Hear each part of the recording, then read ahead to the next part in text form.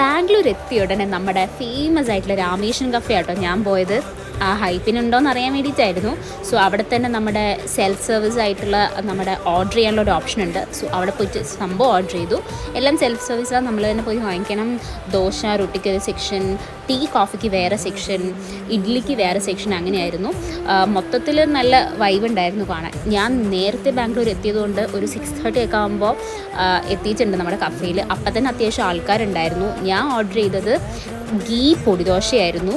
And 3 തരം ചമ്മന്തിയും സാമ്പാറും ഒക്കെ ഉണ്ടായിരുന്നു. ആൻഡ് എനിക്ക് ഭയങ്കര ഇഷ്ടപ്പെട്ടു. നോർമലി ഉള്ള പൊടിദോശയിൽ കുറച്ച് സ്പൈസി ആയിട്ടായിരിക്കും ഉണ്ടാവുക.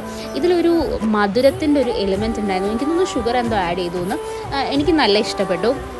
ആൻഡ് ഈ ഒരു സമയമാകുമ്പോൾ തന്നെ അത്യാവശ്യം ആൾക്കാർ നമ്മുടെ ഈ ഒരു രാമേശ്വരം കഫേയിലുണ്ടായിരുന്നു. ഞാൻ കണ്ടതിൽ വെച്ച് എനിക്ക് കുറച്ചുകൂടി വലുതായി തോന്നി.